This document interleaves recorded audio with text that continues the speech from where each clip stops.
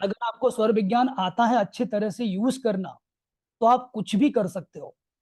आप भले ही व्यापारी हो, आप भले एक दुकानदार हो, या फिर आप एक नौकरी पेशा हो, नौकरी करते हो, या फिर कोई भी ऐसा काम जिससे 2 रुपए की अर्निंग हो, कोई भी ऐसा काम आप कर रहे हो जिसमें आपको सफलता नहीं मिल रहे हो, लेकिन आप अगर स्वर विज्ञान को वहां पर यूज करते हो, तो 100% वहां पर आपको सफलता मिलेगी और आप हमेशा जिंदगी में तरक्की करोगे। अब यहाँ पर बहुत सारे लोगों को ग्रुप के अंदर ज्वाइन किया गया है भाई, उनका बहुत से कुछ डाउट है कि भाई हमें ज्वाइन क्यों किया गया, हमें ऐसा क्या बताने वाले हो। तो सिंपल सी बात है, हम आपको सिर्फ सिर्फ सौर विज्ञान के बारे में बताएंगे और सौर विज्ञान को जिंदगी में कैसे आपको यूज करना है उसके बारे में बताया जाएगा। क्योंकि हमारे जीवन में जो परेशानियां चल रही हैं, इनको भगवान ही सोल्व कर सकते हैं, लेकिन भगवान से कनेक्ट होने का जो तरीका होता है वो सौर विज्ञान में बताया गया। तो चलिए, ज्यादा आपको इंतजार ना कराते हुए आपको लिए चलता हूं सौर विज्ञान के पास। तो सबसे पहले आपका सभी का बहुत बहुत स्वागत, वंदन, अभिनंदन करता हूं। क्योंकि बात यह है कि आप सभी लोग यहाँ पर जो आए हैं, कुछ ना कुछ अचीव करने के लिए, कुछ ना कुछ पाने के लिए यहाँ पर आप उपस्थित है। और आपका जो टाइम आपने दिया उसके लिए आपका बहुत बहुत धन्यवाद, दिल से आपको शुक्रिया। तो हम बात कर रहे हैं सौर विज्ञान के बारे में। तो हर इंसान, जो भी इंसान हो, आपने देखिएगा गीता पढ़ी हो या फिर जितने भी ग्रंथ पढ़े हो, हर ग्रंथ में ये बता गया है कि पहला सुख निरोगी काया और दूजा सुख घर में हो माया। लेकिन अगर माया अपने पास है लेकिन काया निरोगी है, तो क्या इंसान अच्छे से जी पाएगा? क्या वो सुखी जीवन यहाँ पर व्यतीत कर सकता है? नहीं कर सकता। तो सर्व विज्ञान आपको आपकी निरोगी काया आपको कैसे रखना है उसमें आपको पूरा बताया जाता है। और उससे अगर आप अपना पूरा ध्यान रखते हो, पूरा दिन आप स्वर विज्ञान के हिसाब से अगर जीते हो, तो ये बात पक्की है कि आपकी काया हमेशा निरोगी रहेगी। इसके बाद आता है दूजा सुख घर में हो माया। अब भाई माया के पीछे हर व्यक्ति लगा पड़ा है। हर व्यक्ति चाहता है कि ज्यादा ज्यादा कमाओ। भले ही आप कितने ही कमा रहे हो, लेकिन हर व्यक्ति ये चाहता है कि नहीं यार, इसमें संतुष्टि नहीं हो रही, थोड़ा और मिले। और थोड़े और मिले के चक्कर में लोग करते क्या है, कुछ ना कुछ नया करते रहते हैं। लेकिन जिन लोगों को सौर विज्ञान की समझ है, सौर विज्ञान आता है, वो लोग ज्यादा कमाते हैं, ज्यादा अर्निंग कर पाते हैं। आपने देखा होगा, यहाँ पर देखिएगा, कोई भी अगर जैन हो तो भी बुरा मानिएगा, क्योंकि जैन धर्म में बताया जाता है, उनके जो गुरु होते हैं वो उनको बताते हैं कि व्यापार कैसे करना है, जिंदगी कैसे जीना है। लेकिन अगर हिंदू धर्म की बात मैं करूं, तो हिंदू धर्म में सिर्फ और सिर्फ ये बताया जाता है कि पूरा संसार छोड़ दो, माया कुछ छोड़ दो और भगवान के पास चले जाओ। हर व्यक्ति, मतलब कि जितने धर्म गुरु अपने यही बताते हैं। लेकिन जैन धर्म में ये भी बताया जाता है कि भाई भगवान के पास तो आपको मतलब पहुंचना है, भगवान को तो आपको जाप करना है, लेकिन इस संसार में कैसे जीना है वो भी वहां पर बताया जाता है। तो सौर विज्ञान भले ही लिखा हिंदू धर्म के अंतर्गत है, लेकिन इस ग्रंथ को बचाया है जैन धर्म ने। और आज जितने भी जैनी लोग हैं सभी लोग सक्सेसफुल क्यों हैं? क्योंकि इनके पास ये ग्रंथ है, इसकी पावर वो जो यूज करते हैं, इसलिए उनकी दुकान ज्यादा चलती है। आपने देखा होगा, अपने पड़ोसी अगर जैन की दुकान अपने पड़ोस में खुल जाए तो उनकी चलेगी, सब अपनी बंद हो जाएगी। ऐसा क्यों होता है भाई? ऐसा क्या कर रहे हैं वो लोग? क्या फ्री में प्रोडक्ट दे रहे हैं? क्या नहीं दे रहे हैं। तो सिंपल सी बात है, वो स्वर से काम करते हैं, स्वर विज्ञान को जीवन में यूज करते हैं, इसलिए वो आगे होते हैं। और हम लोग बस जिए जा रहे हैं, काम किए जा रहे हैं, लेकिन हमें सफलता नहीं मिल रही। ठीक है, यहाँ तो सबको क्लियर है। अब हम आगे बढ़ते हैं साहब। अब ये स्वर विज्ञान जो है भाई हमारे जीवन में क्या काम करेगा, हम क्यों इसको सीखें? सबके दिमाग में एक क्वेश्चन आता है। क्योंकि कोई भी चीज हम जब परचेज करने जाते हैं या फिर कोई चीज अगर सीखते हैं, तो हमारा सबसे पहला क्वेश्चन होता है, सब ये क्या काम करेगी भाई, हमारे लिए ये उपयोगी है भी कि नहीं, या फालतू हम लोग उसमें टाइम वेस्ट कर रहे हैं। तो स्वर विज्ञान क्या करेगा आपके जीवन में? बीमारियों से छुटकारा। जितनी भी आपके पास बीमारियां, मैं ये नहीं कह रहा कि भाई आप मतलब कि जन्मजात भी बीमारी लेके आए हो, तो वो भी छुटकारा आपको मिल जाएगा।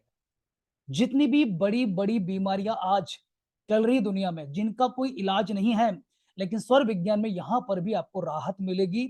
यहां पर आप अगर स्वर विज्ञान सीख कर जीवन में अप्लाई करते हो, तो हर बीमारी में आपको यहाँ पर, हर बीमारी में आपको मतलब यहाँ पर दवा का ये काम करेगी। ठीक है, मैं जैसे कि सर्दी खांसी से लेकर बड़ी सी बड़ी बीमारी भी अगर स्वर विज्ञान से अगर आप उसको ठीक करते हो, तो लगभग 50% और 60% वहां पर आपको इलाज में सफलता मिलेगी ही मिलेगी। बड़ी बीमारी की बात कर रहा हूँ, छोटी बीमारी में इसको अगर अप्लाई करोगे तो 100% यहाँ पर आपकी बीमारियां ठीक हो जाएंगी, वो भी किसी गोली दवाई बिना खाए। अब आप यहाँ पर एक बात करें, बहुत से लोग बोलते हैं कि गोली दवाई तो खाना पड़ेगी। देखिएगा, गोली दवाई कौन खाता है? जो स्वर विज्ञान नहीं जानता है। लेकिन जो स्वर विज्ञान जानता है, पहली बात तो बीमारी नहीं होता। अगर बीमार गलती से हो भी गया तो गोली दवाई नहीं खाएगा, वो अपने स्वर चेक करेगा, स्वर चेक करने के बाद अपना खुद का इलाज कर लेगा। तो स्वर विज्ञान में इतनी बड़ी ताकत है। ठीक है, आगे बढ़ते हैं थोड़ा। अभी ठीक है, हम बीमार तो नहीं है हम, लेकिन क्या चाहते हैं? हम ये चाहते हैं हमारा व्यापार जो है ना वो अच्छा चले। तो बिल्कुल कोई दिक्कत ना, आप सही जगह हो। यहाँ पर स्वर से अगर आप काम करते हो, स्वर विज्ञान को जिंदगी में यूज करते हो, तो अपने व्यापार में इसको आप यूज कर रहे हो, यहाँ पर भी आपको सफलता मिलेगी। अब जैसे कि व्यापार कैसा, छोटे से लेकर बड़े से बड़ा व्यापार अगर आप कर रहे हो, यहाँ अगर आप स्वर से कर रहे हो, कस्टमर को स्वर से हैंडल कर रहे हो, तो यहाँ पर भी आपको सफलता मिलेगी। ग्राहक भले ही आपसे माल पूछने के लिए आया, भाई कितने का दिया, उसका खरीदने का मन नहीं था, लेकिन फिर भी वो आपसे खरीद कर ही जाता है। स्वर विज्ञान में ये पावर होती है। और आपने देखा होगा, मैंने आपको पहले एग्जाम्पल दिया था जैन लोग, वहां पर व्यक्ति आएगा, भाई ये पेन दिया कितने का, लेकिन क्या होता है, लेके जाना पड़ता है उसको। क्यों? क्योंकि वो उनके बस में हो जाता है। ग्राहक आप बस में कर सकते हो, ग्राहक से आप अपनी बात मनवा सकते हो, ग्राहक आपकी दुकान से खाली नहीं जा सकता। इतनी बड़ी पावर होती है स्वर विज्ञान में। अगला देखिएगा, नौकरी में तरक्की। अभी हर कोई तो व्यापारी नहीं होता, हर कोई तो मतलब कि व्यापार कर नहीं रहा, क्योंकि व्यापार करने से मोटा पैसा लगता है। अब लेकिन अधिकतर इंडिया के अंदर जो लोग पढ़ाई कर रहे हैं स्कूल कॉलेज में भी, उनका मेन लक्ष्य क्या होता है? अच्छी नौकरी मिल जाए साहब। तो अगर आपकी नौकरी मिल गई है या पर नौकरी नहीं मिल रही है, तो भी आप यहाँ पर स्वर से काम कर सकते हो, स्वर को अप्लाई कर सकते हो। स्वर से अगर आप मैं पर इंटरव्यू देने जा रहे हो, इंटरव्यू में आपको 100% सफलता मिल सकती है यहाँ पर। अगर आप जॉब कर रहे हो और जॉब में चाहिए कि यार प्रमोशन मेरा हो, मेरे बगल वाले का ना हो, तो स्वर से आप यहाँ पर बॉस को भी आप यहाँ पर बस में कर सकते हो। आपका बॉस आपको ही पदोन्नति देगा। तो इतनी पावर है यहाँ पर। आगे बात करते हैं, भाई हम तो नौकरी भी नहीं कर रहे साहब, हम तो घर में बैठे हैं, तो क्या सौर विज्ञान हमारे लिए काम करेगा कि नहीं करेगा? बिल्कुल आपके लिए काम करेगा। अगर आप नौकरी नहीं कर रहे हैं, घर में बैठे हैं, तो भी आपको सौर विज्ञान आपके लिए काम करेगा। क्यों? क्योंकि सौर विज्ञान उसके लिए काम करता है जो सांस ले रहा है। तो आप भले नौकरी नहीं कर रहे हैं, घर में बैठे हैं, सांस तो ले रहे हैं ना, तो यहाँ पर आपके लिए वो काम करेगा। तो घर में सुख समृद्धि हर कोई चाहता है। जब हम भगवान के पास जाते हैं, जब ये दीपक प्रज्वलित करते हैं, हमारी मन की इच्छा क्या होती है कि भगवान आज तक दिया उसके लिए बहुत बहुत धन्यवाद, लेकिन घर में सुख शांति देना, सभी लोग ये चाहते हैं। लेकिन हम जो भगवान से प्रार्थना करते हैं, वो प्रार्थना हमारी कभी कभी पूरी नहीं हो पाती, और कहीं ना कहीं ऐसा लगता है कि यार कुछ कमी रह गई है, भगवान से हमें जरूरत है लेकिन भगवान हमारी सुन नहीं रहे हैं। स्वर से अगर आप प्रार्थना करोगे तो भगवान की आपको सुनना ही पड़ेगा। आप जो भगवान से मांगोगे भगवान आपको देंगे, लेकिन स्वर से मांगो साहब। क्योंकि आपको पता होगा, जितने धर्म ग्रंथ हैं उसके अंदर बताया गया है कि आत्मा और परमात्मा दोनों एक ही हैं। हर इंसान के अंदर भगवान, इस इंसान के अंदर परमात्मा निवास करता है। तो निवास कहाँ करता है भाई? हमें तो कभी नहीं दिखता। हवा, सांसें कभी किसी को दिखाई देती हैं क्या? नहीं दिखाई देती। लेकिन सांस ले रहे हैं, सांस एक्सेल कर रहे हैं, ये तो हमें पता चल जाता है। सपोज कीजिए, अगर आपकी सांसें बंद हो जाए तो क्या होगा? तो क्या आप धरती पर टिक पाओगे? नहीं रह सकते। तो परमात्मा जो आपके साथ है वो सांसों के माध्यम से है, और ये सांसें आपको परमात्मा से मिला देती है। और सांसों के अगर आप विज्ञान को सीख जाते हो तो जिंदगी में आप कुछ भी पा सकते हो। क्योंकि अभी तक का जितना विज्ञान हो गया, जितना शास्त्र हो गया, सबसे ऊपर स्वर विज्ञान को रखा गया। लेकिन क्या हुआ, इस विज्ञान को लोगों से छुपाया गया। क्योंकि लोगों से इसलिए छुपाया गया है क्योंकि लोग अगर इसको सीख जाएंगे तो भाई हर कोई मतलब होशियार हो जाएगा। हर किसी की दुकान चलेगी, तो बड़े बड़े जो टाटा अंबानी, भाई ये क्या करेंगे? इनको दुकान चलाना है। तो वो लोग करते क्या है, इस चीज को सीखने नहीं देते। या फिर जो मार्केट में आपको ज्ञान दे रहे हैं, सिखा रहे हैं, वो मोटी फीस लेते हैं। और एक मिडिल क्लास जो होता है बेचारा, मोटी फीस पे नहीं कर पाता, तो वो इसलिए जिंदगी में आगे नहीं बढ़ पाता। आपने देखा होगा, जिसके पास पैसा है, जो रईस है, वो दिन रात कुछ ना कुछ अलग करके और पैसे से पैसा बनाया जा रहा है। एक कंपनी डालेगा, दो डालेगा, तीन डालेगा, लगातार उसी की तरक्की हो रही है। लेकिन साहब हमने क्या बुरा कर दिया? हमारी तरक्की क्यों नहीं हो रही है?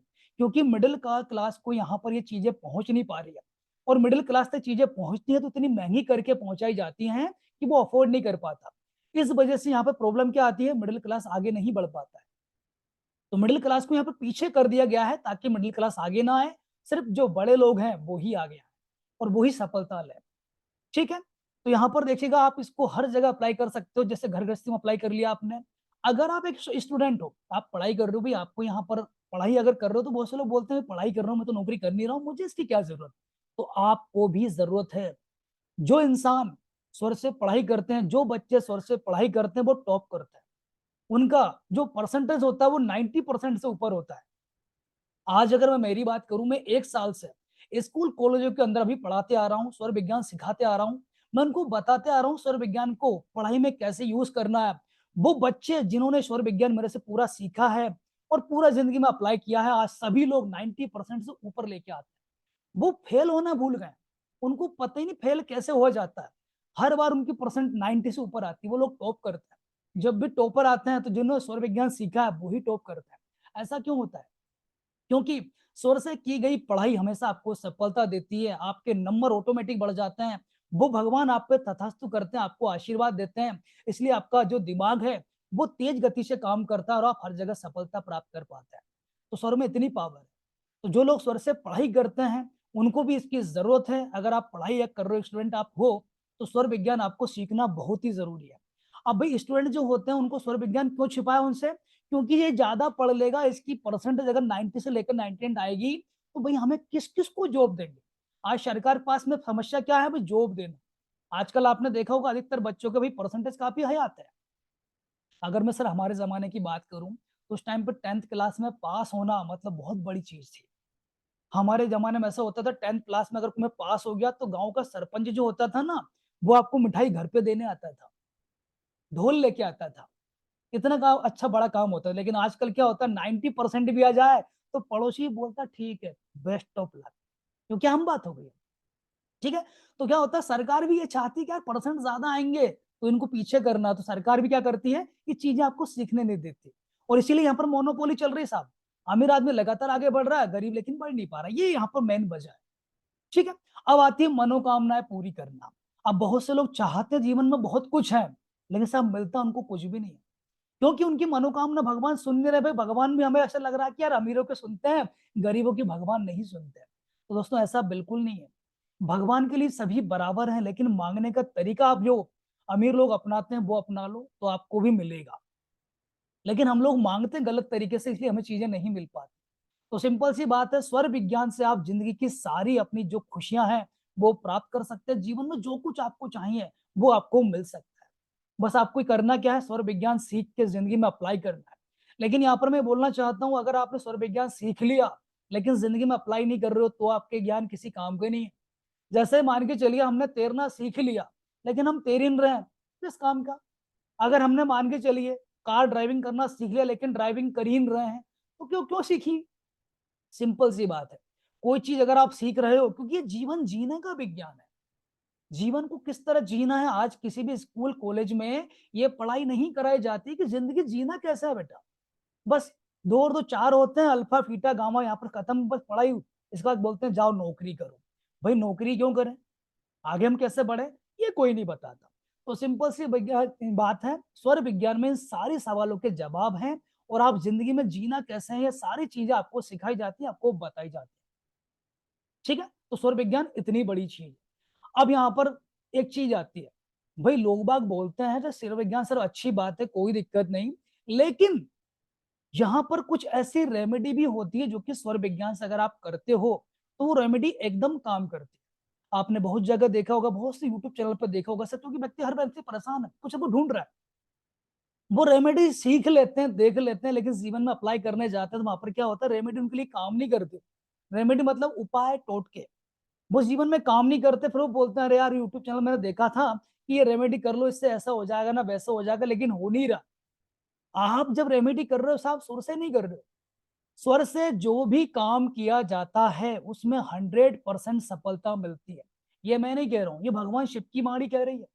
आपको थोड़ा मैं स्वर विज्ञान के बारे में बता दूं कैसे उत्पन्न हुआ, फिर मैं आपको रेमेडी बताऊंगा स्वर से कुछ, जो कि आप जिंदगी में अप्लाई करें। यहाँ पर आपको एक स्लाइड दे रही है, दिखाई दे रही है, जिसके अंदर भगवान भोलेनाथ और माता पार्वती आपको नजर आ रहा है। तो आपने देखा होगा राइट साइड में भगवान भोलेनाथ है और लेफ्ट साइड में माता पार्वती।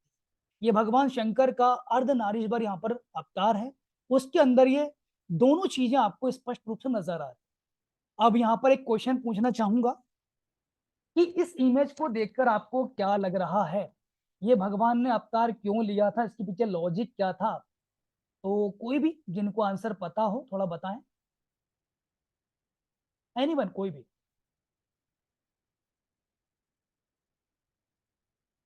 किसी को पता है क्या? भगवान ने अर्धनारीश्वर जो अवतार लिया था भोलेनाथ जी ने, ये क्यों लिया था? ये क्या संदेश देने के लिए लिया था? थोड़ा कोई बताएगा? किसी को कुछ पता हो? क्या किसी को कोई पता नहीं इस बारे में? नहीं सर। कोई भी अपने आप को अनम्यूट कर सकते हैं और अपना आंसर दे सकते हैं, या फिर चैट बॉक्स के माध्यम से अपना आंसर दे सकते हैं। और भगवान भोलेनाथ ने अपने राइट में ही क्यों रखा, भाई लेफ्ट में क्यों नहीं रखा? चलो एक आंसर यहाँ पर आया, बहुत सही। आप हालांकि, चलो ठीक है, आप ही आंसर दे रहे हैं, चलो ठीक, कोई दिक्कत नहीं। ठीक है, मैं सबके लिए बताना चाहूंगा क्या होता है। भगवान भोलेनाथ ने जब सृष्टि की रचना हुई थी, रचना के पहले, सृष्टि की रचना के पहले माता पार्वती और भगवान भोलेनाथ बात कर रहे थे। माता पार्वती जी ने पूछा भगवान भोलेनाथ से कि भगवान, आप सृष्टि का निर्माण करने वाले, आप उसमें मनुष्य को जीवन देने वाले हो, पशु पक्षियों को जीवन देने वाले हो, लेकिन उसको चलाएगा कौन? उसको आप कैसे बैलेंसिंग करोगे, कैसे मतलब पूरी दुनिया को चलाओगे? क्योंकि भाई बहुत से लोग होंगे, लाखों पब्लिक होगी, किस किस पे ध्यान दोगे? हर व्यक्ति पे ध्यान देना सब पॉसिबल नहीं होता। तो भगवान ने कहा देवी जी चिंता मत करो, मैं इंसान के अंदर एक ऐसी मशीन फिट कर दूंगा जिससे इंसान की एक एक गतिविधि मुझे ऑटोमेटिक नोट हो जाएगी, मुझे सब पता चल जाएगा कौन क्या कर रहा है। तो भगवान माता पार्वती ने बोला कि ऐसा क्या करने वाले हो प्रभु, हमें बताओ। तो उन्होंने बोला कोई दिक्कत नहीं, पहले इंसान को बन जाने दो। तो पृथ्वी की रचना हुई साहब, पूरी पृथ्वी बनी, इसके बाद है ना इंसान बनाया गया। तो माता पार्वती ने फिर क्वेश्चन किया कि भगवान बताइए, आपने बोला था कि मुझे बताएंगे कुछ कि इंसान कैसे चलेगा, कैसे तरक्की करेगा, जीवन कैसे जिएगा। तो भगवान भोलेनाथ ने माता पार्वती को ज्ञान बताया था। उन्होंने बताया था कि मैं इंसान के शरीर के अंदर रहूंगा खुद। तो माता पार्वती ने बोला कि आपको जाने की क्या जरूरत है? तो उन्होंने बोला कि इंसान के शरीर को पूरा मैं ही चलाऊंगा, अगर मैं नहीं रहूंगा तो ये है ना, आपने पता होगा जिंदा जो शरीर होता है वो शिव कहलाता है, और जो इंसान मर जाता है वो शव कहलाता है। ठीक है, अगर आप जिंदा हो तो शिव आपके अंदर हैं, अगर आपकी सांसें आपके अंदर चली गई तो क्या होता है, वो शव कहलाता है। ठीक है, तो यहाँ पर भगवान भोलेनाथ ने कहा कि हे देवी, मैं हर इंसान के साथ में रहूंगा और हर इंसान को क्या करना है वो सारी चीजें पूरी गतिविधि में उनकी कंट्रोल करूंगा, ताकि वो जीवन में तरक्की कर सके। और उन्होंने ये बताया था कि मैं इंसान के रूप में श्वास के माध्यम से रहूंगा, और जो इंसान सांसों के विज्ञान को सीख गया, जो सांस का लेने का तरीका मैं आपको बता रहा हूं, अगर ये इंसान सीख गया तो इंसान जिंदगी में कुछ भी कर सकता है, हर काम में सफलता ले सकता है। तो स्वर विज्ञान का जो पूरा ज्ञान है वो भगवान भोलेनाथ ने माता पार्वती को दिया था। ठीक है, तो यहाँ पर आपको एक रूप जो मैंने दिखाया अर्धनारीश्वर रूप, इसमें आप चेक कर सकते हैं राइट साइड में भगवान भोलेनाथ हैं और लेफ्ट साइड में माता पार्वती हैं। ऐसा इसलिए क्योंकि जो राइट साइड है वो पुरुष प्रधान है। भगवान भोलेनाथ ने हर इंसान के शरीर के अंदर दो हिस्सों में शरीर को डिवाइड किया है। आपका जो राइट बॉडी होती है वो है मेल, पुरुष प्रधान है, और आपकी जो लेफ्ट बॉडी है वो स्त्री प्रधान है। हर इंसान के अंदर ऐसा होता है, आप इसको मानो ना मानो, लेकिन धर्म ग्रंथों में चीज लिखी हुई है। मैं हर चीज यहाँ पे शास्त्र सम्मत बात कर रहा हूँ, कोई भी आपके सामने झूठ नहीं बोल रहा हूँ, तो आप इस चीज को चेक कर सकते हो। तो यहाँ पर राइट जो है बॉडी अपनी, यहाँ पर भगवान ने सूर्य नाड़ी यानी कि सूर्य स्वर को यहाँ पर रखा। अब सूर्य स्वर को क्यों रखा?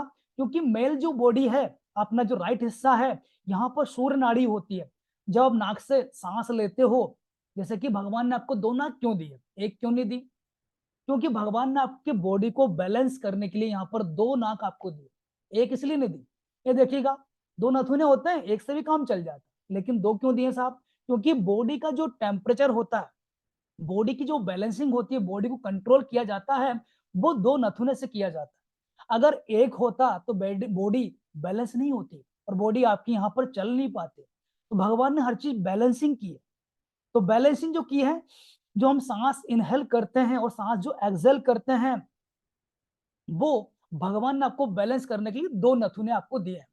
तो इनसे जो सांस आप लेते हो, इससे आपकी बॉडी बैलेंस होती है। तो राइट जो अपना नोस्ट्रिल होता है, ये सूर्य स्वर कहलाता है। यानी कि अगर बॉडी के अंदर गर्मी लेके आनी है, बॉडी अगर ठंडी हो गई है, उसको गर्म अगर करना है, तो राइट नोस्ट्रिल सूर्य स्वर में अगर आप सांस ले रहे हो तो बॉडी आपकी बैलेंसिंग हो जाती है। आप अगर चेक कर लीजिएगा, लेफ्ट वाले को बंद कर लीजिए, राइट से आप सांस लेके देखिएगा, और जो टेम्परेचर आता है थर्मामीटर उसमें चेक कीजिएगा, तो आपका बॉडी का जो टेम्परेचर है ना 0.5, ये आपका टेम्परेचर ऑटोमेटिक इंक्रीज हो जाता है। आप चेक कर सकते हो। उसी तरह जो लेफ्ट हिस्सा है, लेफ्ट बॉडी है, लेफ्ट नोस्ट्रिल है, ये होती है चंद्र नाड़ी। इसको बोल जाता है सूर्य स्वर, सॉरी चंद्र स्वर। चंद्र नाड़ी बोल सकते हैं, चंद्र स्वर बोल सकते हैं। ये जो होता है चंद्र स्वर, ये आपकी बॉडी को शीतलता प्रदान करता है, बॉडी को ठंडा रखता है। अगर लगातार अगर आपकी बॉडी गर्म हुई तो सर वो भी प्रॉब्लम है, आप बीमार हो जाओगे, आपकी बॉडी में अलग अलग प्रकार की बीमारियां आ जाएंगी। लेकिन यहाँ पर चंद्र स्वर इसलिए दिया गया है, चंद्र नाड़ी इसलिए दी गई है, ताकि आपकी बॉडी का जो सारा सिस्टम पूरा बैलेंस रहे। जब बॉडी गर्म हो तो ये ठंडा करने का काम ये करे, ठंडा अगर हो तो गर्म करने का ये काम करे, जिससे आपकी बॉडी का टेम्परेचर मेंटेन रहे और आप बीमार ना हो। इसलिए भगवान ने एयर कंडीशन आपके अंदर लगा के भेजा है। तो भगवान भोलेनाथ ने जो अवतार लिया था, अर्धनारीश्वर अवतार, वो इसीलिए मनुष्य को दिखाने के लिए कि मनुष्य मैं आपके अंदर हूं और आपके पूरे शरीर को मैं चला रहा हूं। तो यहाँ पर आपका राइट साइड में कौन है? भगवान भोलेनाथ है। लेफ्ट साइड में स्त्री प्रधान यादव की माता पार्वती है। ठीक है, यहाँ तक सबको क्लियर है। यहाँ पर आपका राइट जो स्वर होता है वो सूर्य स्वर कहलाता है, लेफ्ट स्वर जो होता है चंद्र स्वर कहलाता है। लेकिन अगर राइट से भी और लेफ्ट से भी दोनों अगर नोस्ट्रिल से सांस अगर निकले तो फिर क्या होगा साहब? इसको बोलते हैं सुषुम्ना नाड़ी या फिर सुषुम्ना स्वर। और सुषुम्ना स्वर जो होता है बहुत खतरनाक होता है साहब। इस स्वर में अगर आपने कुछ भी बोल दिया या फिर आपने कुछ भी सोच लिया तो वो तथास्तु यानी कि 100% कन्फर्म हो जाता है। बहुत सी माताएं बहनें ऐसी होती जो बच्चों को है ना घर पे पढ़ाती है, उस टाइम बच्चों को कूटती रहती है, तो तेरे में तो बुद्धि नहीं है, तेरे में तो दिमाग ही नहीं है, ऐसा बोलती रहती है। लेकिन गलती से उस टाइम को अगर उनका सुषुम्ना स्वर एक्टिवेट हो गया तो समझ जाना आपने जो बोल दिया ना, आपका बच्चा ऐसे हो जाएगा। तो इसलिए कुछ भी गलत बोलने से पहले आप विचार करो, सोचो, अपना स्वर चेक करो, इसके बाद ही आपको बोलना है। अगर आपका दोनों नोस्ट्रिल से सांस आ रही है जा रही है, समझ जाना इस टाइम पे कुछ नहीं बोलना। किसी के लिए कुछ गलत बोल दिया तो समझ जाना उसकी जिंदगी का बेड़ा गर्क हो गया, आपने उसकी जिंदगी खराब कर दी। तो सुषुम्ना में आपको कभी भी किसी साथ गलत नहीं बोलना, हमेशा अच्छा बोलो, अपने लिए अच्छा बोलो, अपने परिवार के लिए अच्छा बोलो, अपने मित्रों के लिए अच्छा बोलो, सबके लिए अच्छा बोलो। ठीक है, तो ये कुछ स्वर होते हैं। और स्वर से जो रेमेडी की जाती है वो जिंदगी में आपको एकदम सफलता देती है। क्योंकि भाई यहाँ पर बहुत से लोग ऐसे होंगे रेमेडी वाले, जिनका बस ये होगा मोटिव रेमेडी मिल जाए साहब, स्वर तो सीख ही लेंगे, बहुत से लोग होंगे। तो चलिए थोड़ा मैं रेमेडी पे आता हूँ। आपको मैं रेमेडी दे रहा हूँ, बहुत ही खास, बहुत ही जानदार, बहुत ही वजनदार रेमेडी है। और जितने भी लोग ये रेमेडी कर रहे हैं सभी लोगों का रिजल्ट है 100%। मैं क्या बोल रहा हूँ, जितने भी लोग ये वाली रेमेडी कर रहे हैं साहब उनकी जिंदगी में 100% रिजल्ट है। तो अगर आप भी अपनी जिंदगी में 100% रिजल्ट चाहते हो, 100% सफलता चाहते हो, तो जो रेमेडी मैं आपसे शेयर कर रहा हूँ इसको आप स्वर से कीजिएगा, 100% आपको सफलता मिलेगी ही मिलेगी। तो ये रेमेडी कौन कौन कर सकता है? सभी लोग इस रेमेडी कर सकते हैं। भले आप बीमार हो, भले आप व्यापार में परेशान हो, भले जिंदगी में कुछ चाहते हो, कुछ भी करना चाहते हो, हर जगह इस रेमेडी को आप यूज कर सकते हो। बहुत से लोग बोलेंगे यहाँ पर, सर मेरा व्यापार अच्छा नहीं चल रहा तो मैं रेमेडी कर सकता हूँ क्या? कर सकते हो। बहुत से लोग बोलेंगे मैं पढ़ाई कर रहा हूँ, मैं यहाँ पे रेमेडी कर सकता हूँ क्या? कर सकते। घड़ी की रेमेडी हर फील्ड के अंदर, नौकरी, व्यापार, पढ़ाई, बीमारी, हर जगह ये उपयोगी है। बस इसको आपको करने का तरीका आपको आना चाहिए, स्वर से इसको कीजिए, 100% आपको सफलता मिलेगी और जिंदगी में आप बहुत आगे जा सकते हैं। तो रेमेडी करना कैसा है, रेमेडी के लिए क्या क्या चीजें लगेगी, थोड़ा मैं आपको बता देता हूँ। और जो लोग इसको नोट करना चाहेंगे सब नोट कर लीजिए, क्योंकि मैं आपको रामबाण दे रहा हूँ, छोटा मोटा अस्त्र आपको नहीं दे रहा हूँ। क्योंकि मेरे पास जब भी आओगे बड़ा अस्त्र लेके जाओगे, छोटा मोटा नहीं देता मैं। यहाँ पर करना क्या है, घड़ी की जो रेमेडी होती है ये करने के लिए पहली बात तो दीवार घड़ी पे इसको किया जाएगा, वॉल क्लॉक जिसको बोलते हैं उस पे किया जाएगा। ऐसा नहीं कि भाई हाथ की घड़ी पे रेमेडी कर लें क्या, तो हाथ की घड़ी पे नहीं करना, ठीक है। और इस रेमेडी को करने के लिए आपको एक ब्लैंक कलर का कागज लेना है। ब्लैंक कैसा, A4 साइज शीट जो आती है, A4 साइज शीट जिससे मतलब कि फोटोकॉपी दुकान पे जाते हैं फोटोकॉपी करके देता है बंदा, वो वाली सीट आपको चाहिए, ठीक है। तो A4 साइज का आपको कागज लगेगा और आपको कागज ज्यादा बड़ा नहीं लेना, आपको कागज छोटा ही लेना है जिसपे आपकी जो विश है उसके ऊपर लिखी हो जाए, ठीक है। तो यहाँ तक सबको क्लियर है, हमने कागज यहाँ पर लेना है, घड़ी की हमें जरूरत पड़ेगी और हमें यहाँ पर रेड कलर का पेन लगेगा। तो यहाँ पर आप रेड कलर का पेन भी ले सकते हो, ग्रीन कलर का पेन भी ले सकते हो। भाई हमारे पास दोनों कलर के पेन नहीं है तो क्या करें, क्या नहीं लिखें, कोई दिक्कत नहीं, आप ब्लू कलर भी ले सकते हो, लेकिन गलती से भी यहाँ पर ब्लैक कलर यूज नहीं करना, ठीक है। तो सबसे अच्छा क्या कलर होगा, रेड कलर, इसके बाद ग्रीन कलर, इसके बाद आएगा ब्लू कलर। तो ये कलर का आप पेन यहाँ पर यूज कर सकते हो। और इस रेमेडी को करना कैसे है अब वो समझ लेते हैं। सपोज कीजिए आपकी कोई इच्छा है, जैसे कि मान के चलिए आपकी इच्छा है कि मेरा व्यापार अच्छा चले, क्योंकि साहब जितने लोग यहाँ पर क्लास ले रहे हैं सभी लोग यंग, मतलब यंग एज नहीं, मतलब काफी उनकी एजेस हैं, सभी लोग लगभग 30 साल के ऊपर के अधिकतर लोग, और 30 साल के ऊपर के जो लोग होते हैं सब पैसा देखते हैं साहब, क्योंकि उनकी जिंदगी में उनको पाना है वो सब कर चुके हैं, पढ़ाई लिखाई कर चुके हैं, शादी कर चुके हैं, बच्चे उनके हो चुके हैं, अभी सब पैसा चाहिए, अधिकतर लोगों की यहाँ पर ये डिमांड होगी। तो चलिए आपको पैसे के लिए रेमेडी बता दो। और सपोज कीजिए आपका जो भी बिजनेस चल रहा है उसके अंदर आपको सफलता चाहिए, आपकी बिक्री ज्यादा हो, ये रेमेडी आप वहां पर करना चाहते हैं तो कैसे करेंगे। तो आपको करना क्या, जो भी आपकी इच्छा है, पहले तो जब आपकी इच्छा आपके अंदर है उसको आपको इनहेल कर लेना। जैसे कि मुझे जैसे इच्छा, मैं एग्जांपल ले लेता हूँ, सपोज कीजिए मेरा व्यापार अच्छा चले, ये इच्छा आपकी है, तो करेंगे क्या, इच्छा में सांस को अंदर लेना है और फिर क्या बोलना है, अंदर अंदर मन में ही बोलना है कि मेरा व्यापार अच्छा चले। इच्छा मतलब क्या होती है, इच्छा बोली जाती है कि ये चीज चाहिए। आजकल सब लॉ ऑफ अट्रैक्शन वाले मार्केट में आ गए हैं, जो कि आपसे क्या बोलते हैं, वो आपसे बोलते हैं कि कंटिन्यूस टेंस में बोलो साहब कि मिल चुका है। अगर मिल ही चुका है तो भाई भगवान को समझ में आता है कि तेरे पास मिल चुका है तो फिर क्यों दूं तेरे को। तो साहब कंटिन्यूस टेंस में नहीं बोलना, हमें चाहिए व्यापार अच्छा चल जाए, व्यापार में वृद्धि हो, ऐसा आपको बोलना और ऐसे आपको लिख देना है, ठीक है। तो पहले करना क्या है, सांसों को इनहेल करना है, जो भी आपकी इच्छा है पहले सगुण में उसको इनहेल कर लीजिए, इनहेल करके थोड़ा उसको होल्ड कीजिए अपने शरीर के अंदर, क्योंकि आपके शरीर के अंदर परमात्मा निवास करता है। और परमात्मा तक बात कौन पहुंचाएगा, ये सांसें आपकी बात परमात्मा तक पहुंचाएगी। तो परमात्मा तक पहुंचे तो सही, आपको चाहिए क्या, ठीक है। तो सांसों में इनहेल करके आपने पहले इच्छा को बोल लिया, इसके बाद जो भी आपका स्वर चल रहा हो, लेफ्ट चल रहा हो तो लेफ्ट चेक कर लो, राइट चल रहा तो राइट चेक कर लो, जो भी आपका चल रहा हो। सपोज कीजिए मेरा लेफ्ट चल रहा है साहब, तो मैं क्या करूंगा, जो पेन उठाऊंगा ना लिखने के लिए, वो पेन लेफ्ट हैंड से ही उठाऊंगा, सांस को इनहेल करके उस पेन को मैं उठाऊंगा, यानी पेन को ही मैंने अपने बस में कर लिया। मैं पेन से जो बोलूंगा जो लिखूंगा उसको करना पड़ेगा साहब, क्योंकि मेरे बस में हो गया, मैंने इसको सांसों में भर लिया, ठीक है। यहाँ तो सबको क्लियर है। अब आती है बात सब लिखने की। अब सब मेरा लेफ्ट स्वर चल रहा है लेकिन मैं तो राइट हैंडी हूँ, मैं तो राइट से लिखता हूँ, यहाँ पे लिखती हूँ।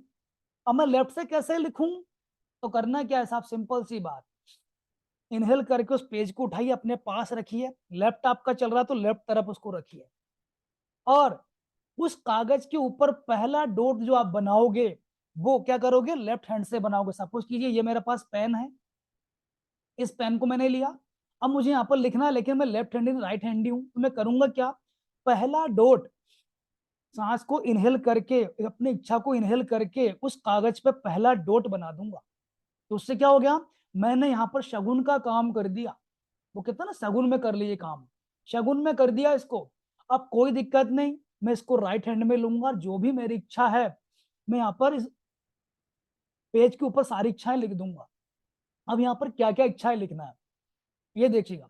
अधिकतर जितनी भी रेमेडी होती है उसमें आपको सिखाया जाता है कि एक बार में आपको एक रेमेडी यहाँ पर मतलब एक इच्छा लिखना है, लेकिन यहाँ पर आप 4 से 5 इच्छाएं यहाँ पर लिख सकते हो। बहुत बड़ी बात है साहब। एक रेमेडी में आपकी 5 इच्छाएं पूरी होने वाली हैं। और रामबाण दे रहा हूं, कहता रहा हूं मैं। करना क्या है, इस कागज पे जब भी इच्छा लिखोगे तो लिखने का तरीका बता देता हूं। सपोज कीजिए एक कागज मैंने ले लिया, ये कागज मेरे हाथ में,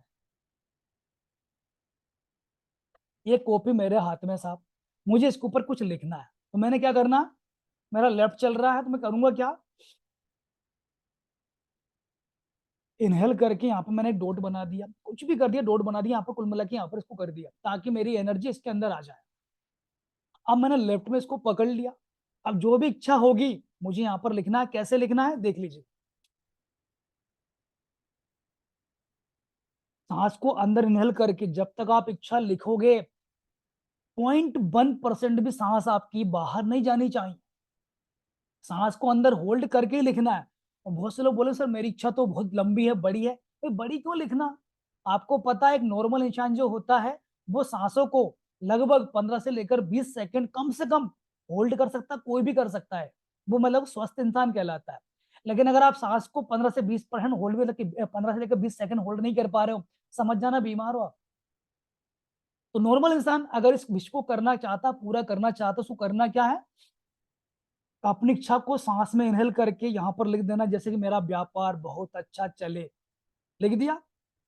पहली इच्छा हो गई। सेकंड इच्छा, मेरी दुकान में पर डे इतने इतने रुपए की सेलिंग हो। दूसरी इच्छा हो गई। तीसरी, मेरी गृहस्थी काफी अच्छी चले, घर में मेरे सब लोग काफी खुश रहें। तीसरी इच्छा हो गई। चौथी इच्छा, जो भी आपकी इच्छा हो, जैसे घर में बेटे की शादी हो जाए, बेटी शादी हो जाए, चौथी इच्छा लिख दो और पांचवी भी लिख दो। 5 इच्छा आप यहाँ पर लिख सकते हो अधिकतम। लेकिन यहाँ पर कम से कम जो इच्छा लिखी जाती है वो जल्दी पूरी होती है।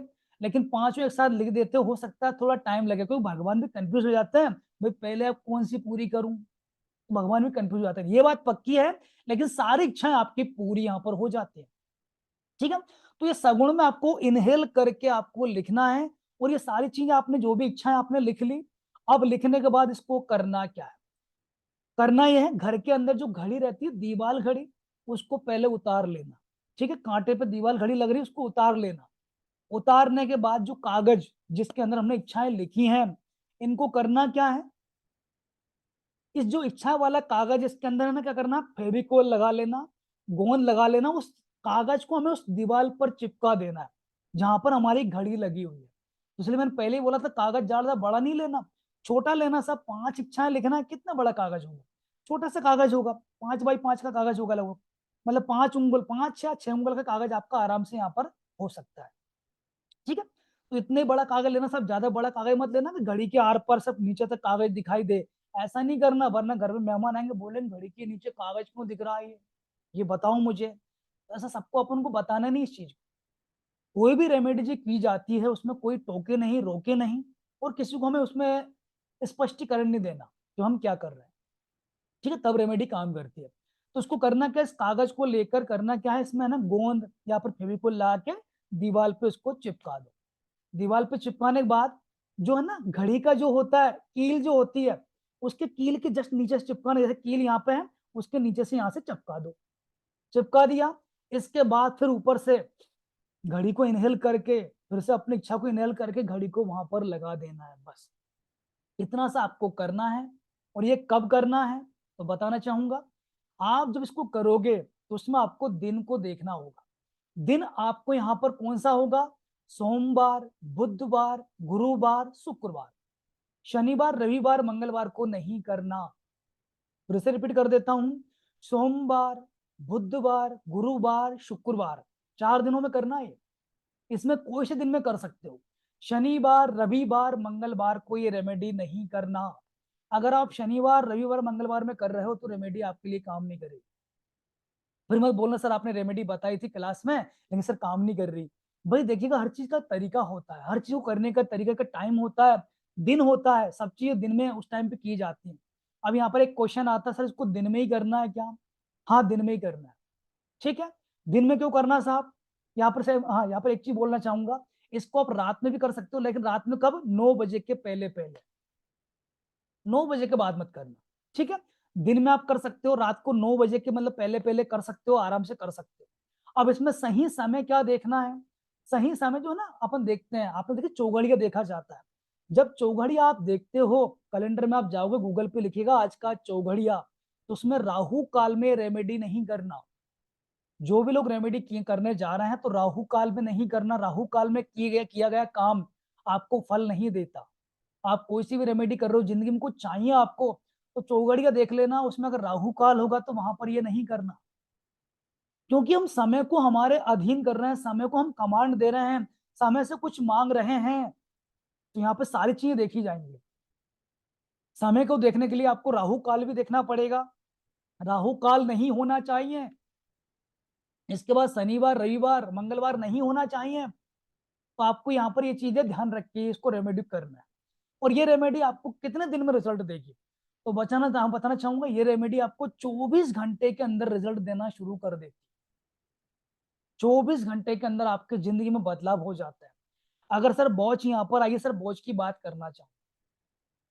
सर बहुत से लोग आजकल मार्केट में हैं जो कि आपको रिस्ट वॉच के नाम से सर आपसे मोटी मोटी फीस ले रहे हैं। आपसे बोल रहे हैं रिस्ट वॉच ले लो, इतने की आ रही, इतने की आ रही, ये आपके जीवन में ये कर देगी ना वो कर देगी। ये रेमेडी अगर आप कर रहे हो तो जिंदगी में किसी की घड़ी ही परचेज करने की जरूरत नहीं है।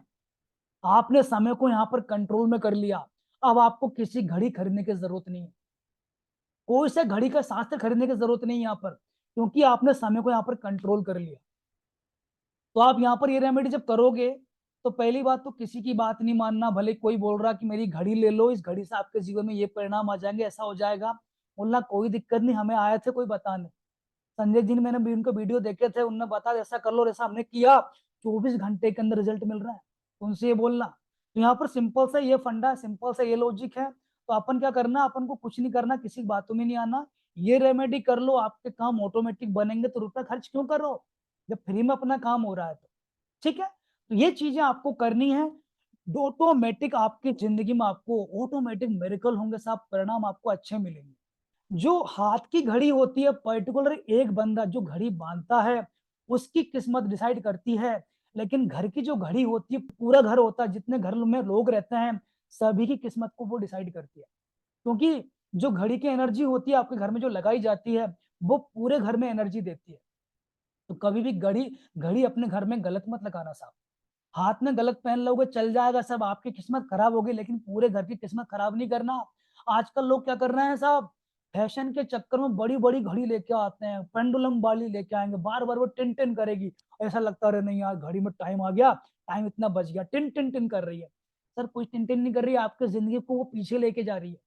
पेंडुलम वाली घड़ी अगर आपके घर में है तो अभी उतार दो, उतार के उसको साइड में रख दो और उसको बहते जल में प्रवाहित कर दो।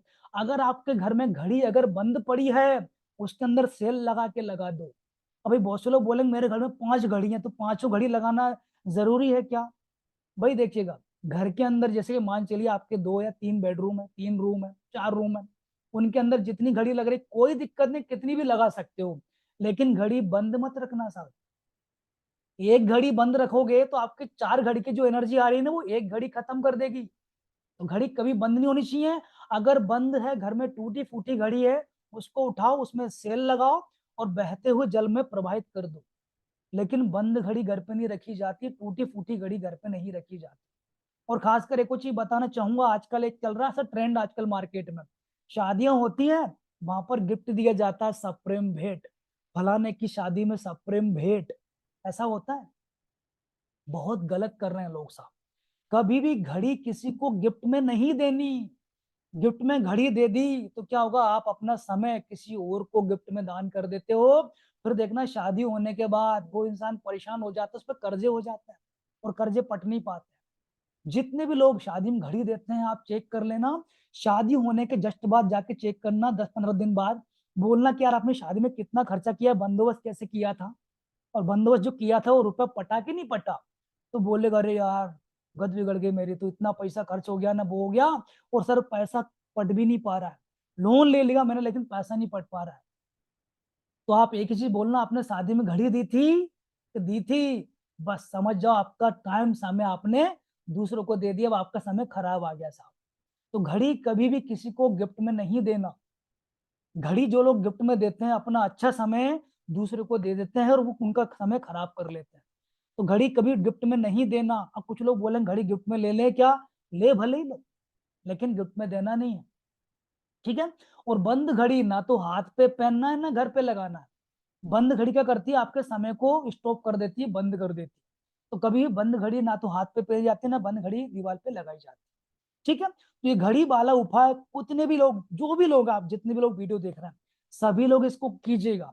लेकिन कल शनिवार है, शनिवार नहीं करना, रविवार आ रहा, रविवार पे नहीं करना, सोमवार कोई चीज कर लीजिएगा, ठीक है। और जब भी कोई रेमेडी कर रहे हैं भाई, भगवान से रिलेटेड रेमेडी हम लोग कर रहे हैं, वो कहते हैं ना, आपने देखी महाभारत देखी, महाभारत में क्या होता था, वो आता मैं समय हूँ, भाई समय से हम समय की रेमेडी कर रहे हैं, तो क्या करना है, नहा धो के अच्छे तैयार होकर रेमेडी कीजिएगा। ऐसा नहीं भाई आलसी आ रही, उठ के ना पहन लिया ना क्या कर दिया, रेमेडी लिख दी और घड़ी के ऊपर लगा दिया, ऐसा नहीं करना, तो वो रिजल्ट आपका नहीं देगा, ठीक है। तो इस रेमेडी के रिगार्डिंग किसी को भी कोई भी क्वेश्चन हो, कोई भी सवाल हो, पूछ सकते हैं साहब, सर स्टोव पे भी पूछिए। लगा सकते हैं, दुकान पे लगा सकते हैं, सॉरी, स्टोव पे लगा सकते हैं अपनी सोप पे दुकान लगा पे। सकते हैं, कोई दिक्कत नहीं। देखिए घड़ी सर है ना, जहां भी दीवार घड़ी है, घर के अंदर हो तो लगा लो, शॉप के अंदर हो तो लगा लो, लेकिन दीवार घड़ी के पास में रेमेडी करना। दोनों जगह भी लगा सकते हैं। कितनी जगह लगा लो, तो आपकी जो भी इच्छा है ना, उनको सब एक कागज पे लिख दो, और जितनी घड़ियां घर में ना सब पे लगा लो। सर कागज कौन से कलर का हो? कागज व्हाइट कलर का चलेगा, प्लेन। ठीक है सर। सर सर नई गाड़ी लानी है तो कौन से दिन लानी है? सर आपकी आवाज ब्रेक हो रही थोड़ा, हेलो सर। मैं समझ नहीं पा रहा हूँ। ओम नमस्ते सर। हेलो। हाँ जी, हाँ जी बोले। हेलो। हाँ जी, हाँ जी बोले, आवाज आ रही है। सर नई घड़ी लानी है तो ठीक है, हाँ कौन से दिन घड़ी लानी है, नई घड़ी, देखिए दीवार घड़ी घड़ी? जब भी लेके आओगे तो चंद्र स्वर वाले दिन, आपको मैंने बताया था क्लास में, चंद्र की जो तिथियां होती हैं, उसमें आप कोई भी चीज लेके आते हो घर में, वो ज्यादा हाँ दिनों सर। तक आपके साथ टिकती है और आपको फायदा देती है। तो घड़ी हाँ जब सर भी आप वो कल लेके मेरा। आओगे, चंद्र की तिथि में लेके आइए। Direction okay sir, okay sir. और घड़ी हमेशा जब भी लेके आओ घर के अंदर, तो गोल वाली लेके आइएगा, स्क्वायर मत लेके आइएगा, कोई भी डिजाइन वाली लेके मत आइएगा। और घर के अंदर जो घड़ी होगी उसमें नंबर होने चाहिए, उसमें लाइनें नहीं चलेगी। आजकल सब क्या होता है, बड़ी बड़ी कंपनी आपको गिफ्ट देती है, जैसे फार्मेसी में ना जो लोग एमआर लोग होते हैं, उनको क्या कंपनियां गिफ्ट देती है फार्मेसी वाली, ये गिफ्ट आपकी तरफ से घड़ी घर में लगाओ। वो घर में लगा तो लेते हैं, लेकिन साहब घर में देखना, फार्मेसी वाली घड़ी घड़ी घर में कभी नहीं लगाना, वरना घर के अंदर वो बीमारी को अट्रैक्ट करती है, क्योंकि आप दिन रात दवाई को देख रहे हो, दवाई को देखोगे, समय को भी दवाई को बता रहे हो, तो दवाई अट्रैक्ट होती है आपके पास में, इसलिए फार्मेसी वाली घड़ी कभी ओके सर।